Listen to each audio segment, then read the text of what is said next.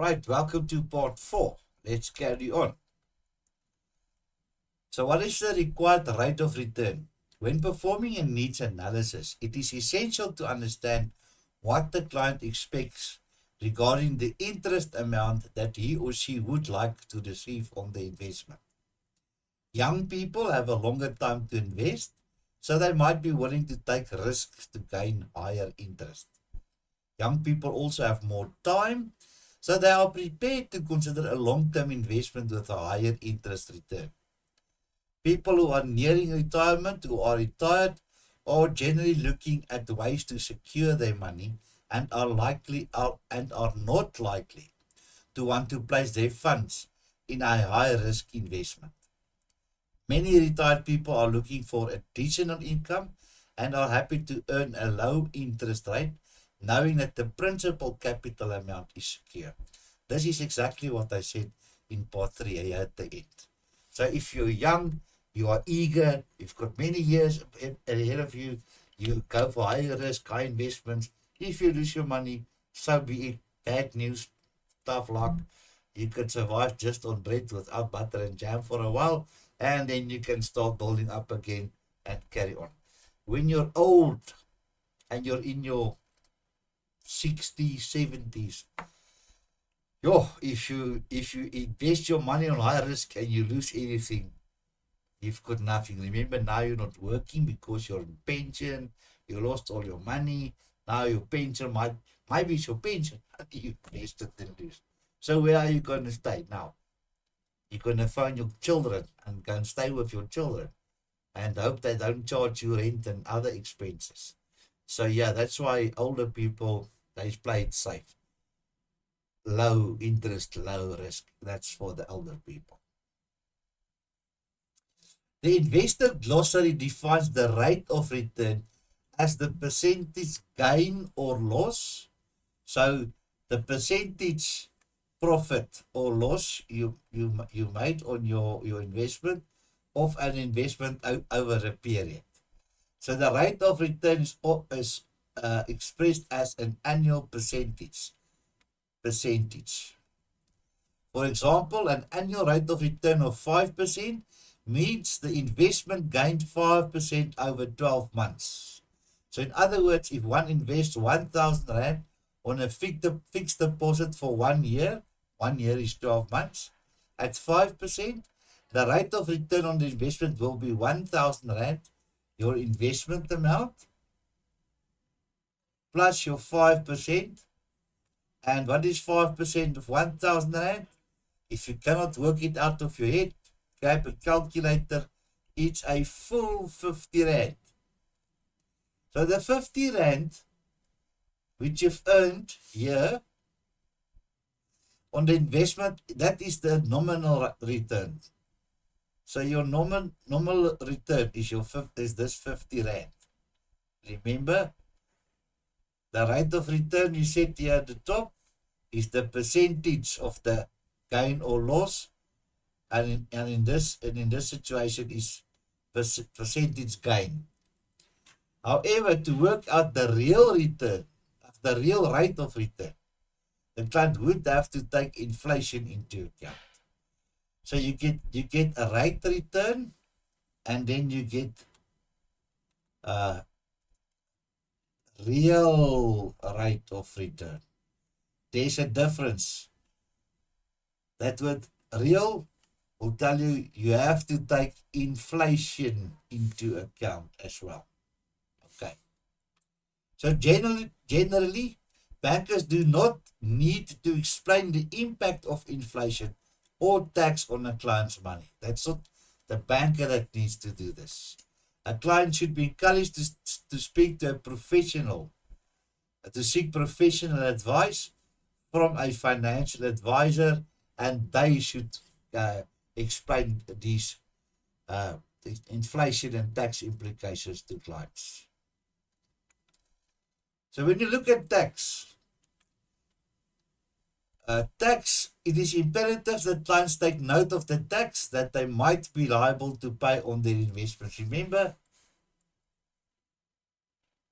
our good old friend, SARS, the South African Revenue Services. If you got an investment income and the problem is their income, you must pay tax, because that is all linked. Income to SARS, they want their tax. The king wants his money, as they said in the old days.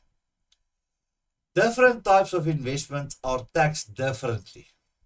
Okay, and this will have an impact on the amount of interest earned. The interest paid by the bank to the client is before tax. It's an income. The client will need to seek professional tax advice when deciding which account would be best from a tax perspective. Right, and if you don't want to speak to your financial provider or professional, you can also always speak to your accountant. They will also know. Now, 1.3.10, explain how to calculate interest on deposits. So the nominal interest, when you look at nominal interest. Nominal interest is the percentage of interest that is stated and earned for a single period, usually calculated on an annual basis. So this they work out on an annual basis. In other words, yearly. Yearly or every 12 months. Every 12 months. For example, if the nominal interest rate is 10% per annum, for those of you that know, means annually, means yearly, means every 12 months, it's all the same thing. Okay. It's like tomato, potato. It's the same thing. The same as a lawyer and an attorney, the same thing. Okay, so let's look at the example they give us here. If the nominal interest rate is 10% per year, it means that the period is 1 year, and that per annum, it means that the period is 1 year. All right, as I explained above, and that 10% interest will be earned on the investment amount for that year. If the bank quotes a nominal interest rate, this does not take the effect of compounding into account. Right. So effective interest, this is the amount of interest the client can earn for the period of the investment expressed as a percentage. For example, if 10% per annum interest is paid on an investment and the interest earned per month is added to the capital amount every month, then interest would be earned on interest. It is known as compounding and will result in an effective rate higher than the 10% quoted. If we take an example, let's say you invest 1 million rand. Now you get 10% interest. Interest. So now after 1 month, you've got, what is 10% on 1 million? It is 100,000 rand. So you plus this interest. So then you've got 1.1 million rand. In other words, you've got 1,100,000 rand. Now you tell them, reinvest. You don't want the interest. So then we take this amount, your investment plus your interest, and we put it there. Now you've got 1,100,000. Now next month you get another 10% interest. All right. So how much is 10% on 1.1 million rand? It is 110,000 rand. Okay, so then you plus that. So now if you take the 110 plus 1.1. So now I must do my calculations. I've got 1,210,000 rand. You see, so so you earn interest on interest. So you scored an extra 10,000 rand. Because if you would just have 100,000 rand the first month, your 10% there, and you've taken it, you would have put 1 million rand again and get another 10%, another 200, then you would have had 200,000. Goes 2 times your 10% interest. Because you get 100,000 rand a month on this 10% interest. So for 2 months, you would have gotten 200.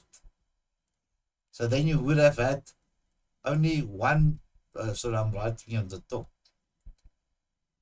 But see, now you've got an extra 10,000. That is what I mean, compounding.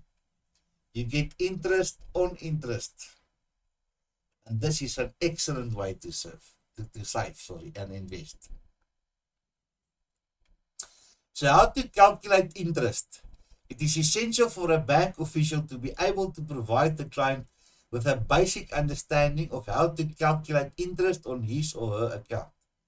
One of the best ways to explain a concept is to use an example. The examples provided below are straightforward and effective means of explaining interest calculations to the client. So yes, let's have a look at them. Example, Wesley invested 10,000 rand on a call account for 12 months. So in other words, for 1 year. And has requested that the interest rate is transferred to his check account monthly. The rate quoted by the bank was 10% per annum, so 10% per year. Interest is calculated on the daily account balance accrued during the month and capitalized on the last day of the month. He is not going to make any further deposits on the account for the year and would like to know how much interest he will earn. So the calculation is the 10,000 rand investment times the 10% interest for the year, and how many days is there in the year? There's 365 days. So you can take your calculator, you can work it out. 10,000 rand times 10%, and that should give you 11,000 rand. Because 10% of 10,000, let's make it that your 10% is 1,000 rand. I'll put it, that's your 1,000 is your 10%. So plus your 10,000 investment. So now you've got 11,000.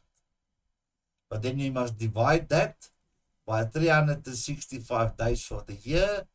So that will mean you earn 2.74 rand per day on 10,000 rand. All right, so Wesley will earn 2.74 rand per day on this investment. To calculate how much interest will be transferred to Wesley's account, so to Wesley's check account every month, we need to use the number of days in each month. So Wesley will earn 2.74 rand each day times 31 days. That is 84.94 rand in May. But he will earn slightly less in June because June has 30 days. So you must go and work each month out, because some months has got 30 days, some months got 31 days, and we know February's got 28 days, or some years they've got in leap years 29 days. So the calculation for June will then be 2.74 rand times 30 days, not 31 as in May, because May has got 31 days, but June has got 30 days. See, then you'll only earn 82.20 rand in June. So then the calculation for the full month period is very easy, because then you work it out in days. Is 2.74 cents times 35 days, that equals you your 1,000 rand. All right. If Wesley decides he would prefer that the interest is capitalized or compounded to the call account, in other words, the interest earned on Wesley's investment will be added to the capital amount every month, so you'll earn more than 10% quoted initially by the bank. It is the effective interest rate. So to illustrate, use a simple example, we can say the capital invested is 10,000 Rand on day one. The nominal interest rate quoted is 10% per annum, and the interest is paid in a capitalized monthly. So let's look at this picture in front of us. Here on the left, we've got the months. You see months from 1 to 12, so it's a month of the year. Then you've got the balance at the beginning of the month, so we start with 10,000 Rand. The rate is the same. It's a 10% per year divided by 365 days. So then we get the Rand for each day. So we said on month 1, January has got 31 days. 2 Rand 74 times 31 gives me 84 Rand 94 cents. So by end of January, you add the 94 to the 10,000, and then we get 10,084 Rand and 94 cents. But now he said he doesn't want that interest. You must keep it. So in February we start with this amount, because remember, he got the interest, he didn't want to take it, he said keep it there. Now it's the same calculation. You take this amount, the 10,084.94, times it by 10%, divided by 33.65. Now he gets 2 Rand 76 per day, but February only has 28 days. So you times that to 28 days. And for February, you will only receive 77 Rand 28 cents. But now you must add the 77 Rand 28 to this initial amount. Now you will be on 10,162 Rand 22 cents for the end of February. And so you go on. He doesn't want that interest, so you use this amount and you start fresh March. You take this amount, you divide it by 10%, multiply by 10%, divide by 365 days. Now it's 2 Rand 78 per day. March has got 31 days, so you take this 278 times 31 days. Now you get 86 Rand 18, which you earn for March. And now you take this amount, so this amount, and you add it to the 10,162 Rand 22, and now you get to your new amount, 10,248 Rand and 40 cents, and so on. And if you see here by month 12, he will not earn the initial 2 Rand 74 per day. He will be at 3 Rand a day. So for that month, you earn 93 Rand and 3 cents for the month. And he started off here at 84 and 94.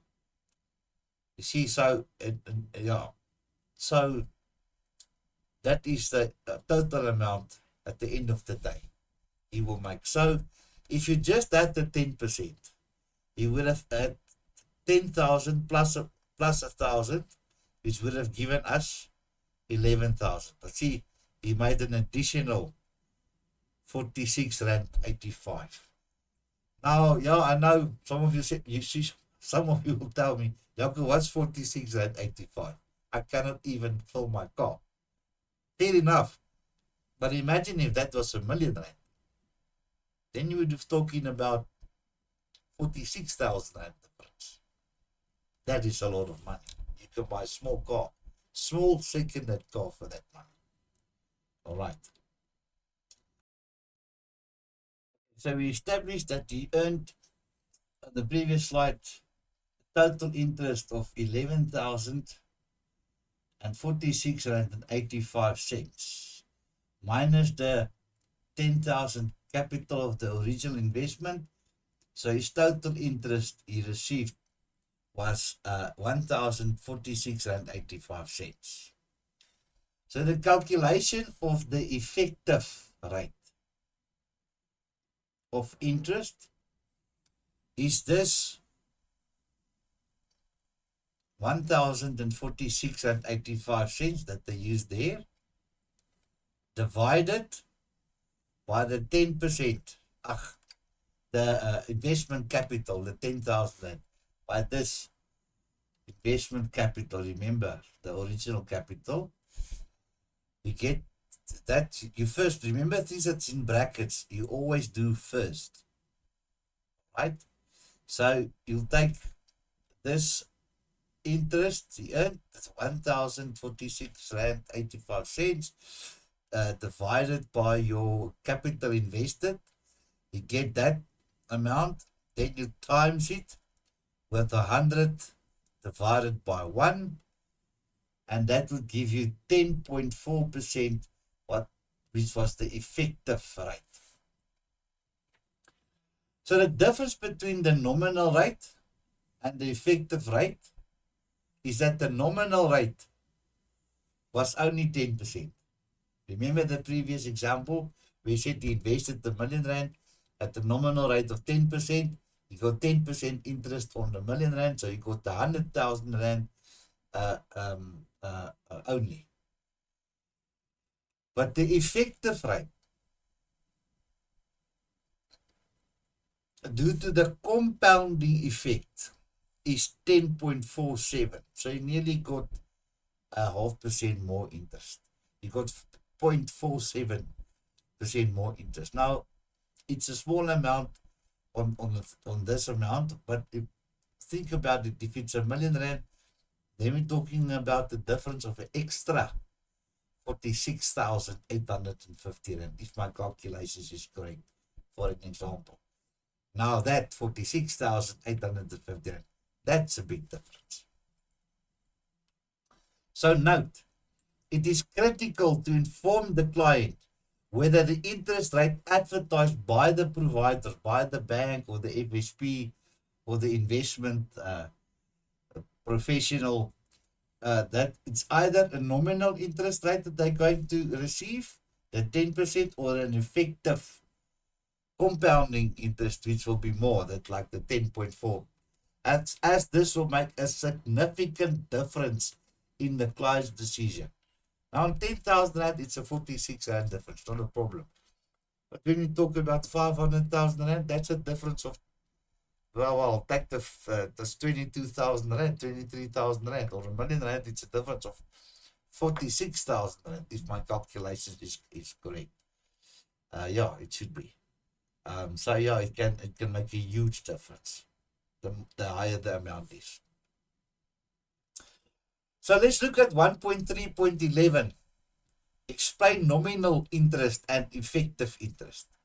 The most crucial decision to be made when discussing interest earnings with the client is the difference between nominal and effective rates, as we just discussed. This is the most important, crucial. Whether it's going to be nominal or effective, you need to establish that, you need to explain it to the client, and if they want to, also the difference. Nominal interest is calculated over a single period, usually a year, and does not take the effect of compounding into account. In other words, it does not attract interest on interest. This is also known as simple interest. So your nominal interest, just to recap again, is that you invest 10,000 rand and you get 10% interest per year, per annum. So you get 1,000 rand interest after 1 year. So then you'll get back 10,000 plus 1,000, 11,000 rand. On the other hand, the effective interest is an interest that has been capitalized or compounded. As you said, it will make a difference. It means that the interest earned is added to the capital amount of the account. Interest is then calculated on the new balance, which includes the previous amount of interest earned. The client will earn interest on the capital amount plus interest again. The effective interest rate is therefore effectively higher than the normal interest rate. If interest rate is not added to the balance in the account periodically, sorry, that tongue twister, usually once a month, then there will be no compounding effect and the effective interest rate will not apply. So let's discuss nominal and effective interest. In the previous sections, we were introduced to interest rates and used the simple methods to explain interest rates and earnings to clients. Understanding interest rates can be a complex topic. Therefore, it is essential to ensure that we have a clear understanding of the various types of interest rates and how they work. The three types of interest rates that will be explained on in this section are the following, and I call them the NER interest rates, the NER. And the N here stands for N for nominal interest rates, the E for the effective interest rates, and the R there, the real interest rates. So we've got the nominal interest rates we discussed from the previous slides. We've got the effective interest rates. There's a nominal effective which we discussed in the previous slides. And then we get the real interest rates as well. That's the third one. So if they ask you what is the three types of interest rates, remember it's the NER interest rates.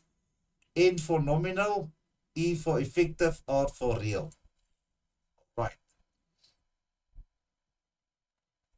The nominal interest rate is expressed in time periods like 12 months, 24 months, 30, 36 months or whatever, or 6 months, depending. There are several different types of time periods, the most well-known of which is NACM, nominal annual compounded monthly.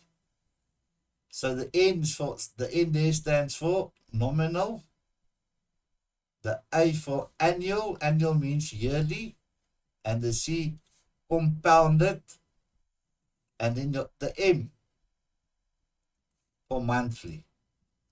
Of course, you need to know, is it monthly or what?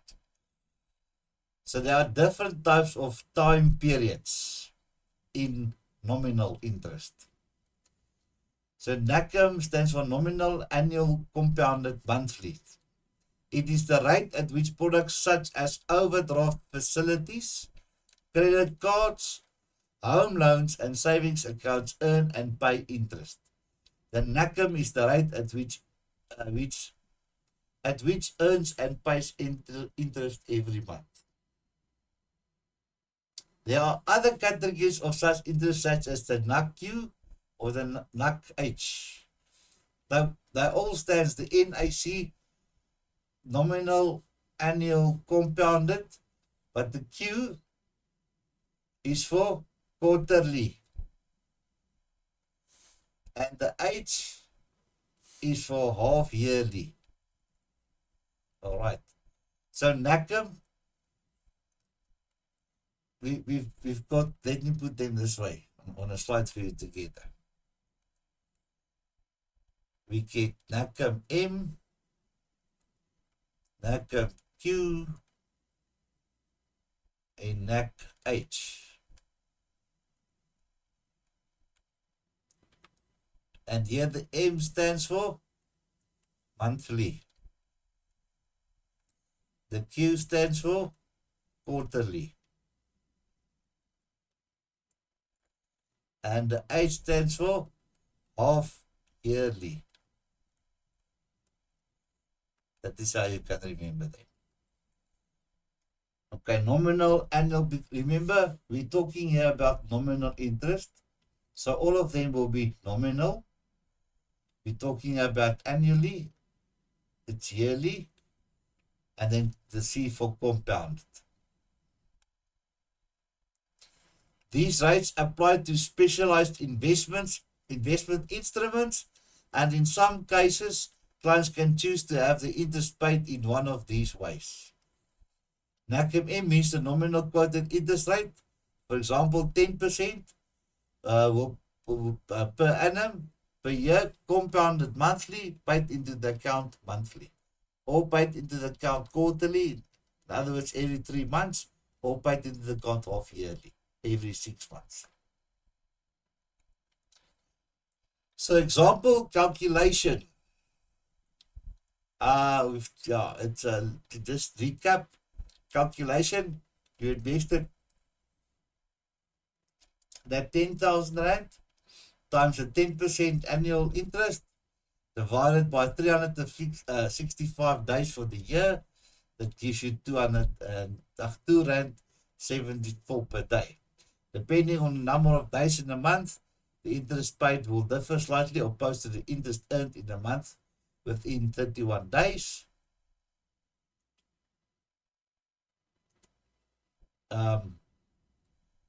Then you just work out it. For February, 274 times 28 days in February, you'll receive 76 rand 72 for the month of February. The days of that has 30 days, you take 274 times 30 days. For my beautiful author there, you'll earn 82 rand 20 cents interest for the months which got 30 days. And if you take the 2 rand 74 times 31 days, you'll earn 84 rand and 94 cents for those months that's got 31 days. Effective interest. It is the rate that is expressed by taking the effect of compounding into account. So you must always think nominal, it's per year, it's straightforward, 10%, I'll get it, they'll just add at the end of the year. All right. Of 10% per month, but for the year.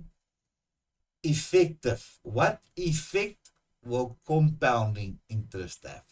Link those two. Compounding will have an effect. But what effect will compounding have on me? Think of it as EC, Eastern Cape. Effect equals compounding. They are friends. They stand together. The EC, the Eastern Cape. Okay. It gives the client an idea of exactly how much interest he or she can earn should the interest be added to the capital amount, for example, monthly, quarterly, or half yearly. The mathematical formula for calculating effective interest. So the PV here on top will present the present value. That's the original capital amount. Let's say in this case, this guy wants to invest 50,000 rand. The FV, that's the future value. That is what you want to know. How much interest will I get plus with my capital at the end of that period? The I is the interest. Whatever the interest is, the T is for the time, the compounding period, 5 months or 6 months or a year, etc. And this is the formula you use to work this out, the compounding interest. It's FV equals PV in brackets 1 plus I, close the brackets, to the power of T. For example, it will be the 50,000 rand we said here, invested, times in brackets 1 plus, in this case, let's say 0.075% interest to the power of 5. In other words, the T It's a time, so in other words, that will be 5 months. And the interest here that they use would be 0.075%, which is not a lot. So therefore you get 50,000 times 1.075 to the power of 5, and it's 50,000 times 1.4356291, and the total future value will be 71,781 rand and 46 cents. All right, that is how you calculate it. Real interest rates. So we looked at nominal interest rates, effective interest rates, and now we look at real interest rates. Remember, we said NAR interest rates. So the real interest rate is the actual or the real amount of interest a client can earn, which has been adjusted for inflation. So this is where the inflation comes in. Inflation is a continuous rise in prices and causes investments or savings to dwindle if the inflation rates exceed the returns on investments. The real rate of return takes inflation into account. Remember, the nominal and effective rates does not take inflation into account, only because it's real. She said it's real, takes inflation into account as well. It's the only one that does it. So for example, the fixed interest of 5% per year on a fixed deposit account. The inflation rate is currently 3% per year. The real return on the fixed deposit today would be, so you take your fixed interest, which the bank will give you, that 5% per year on your fixed deposit. The inflation rate we said is currently 3% per year. So then you take the 5% minus the 3%, and you are left with 2%. It means that the real rate of the investment only increases by 2% during that 1 year. So in that case, you mustn't look at the 5% and say, I'm going to get 5% interest. No. If you deduct the 3% inflation, you will only get 2% in that year. So that is not that good. So you must tell the people, no, I want better here because I must deduct the inflation as well. All right. That's the end of this part 4. I hope you understand everything. If not, please, there's my email address. Send me an email and I will gladly get back to you. And I hope to see you in the next part 5. Goodbye. Best of luck.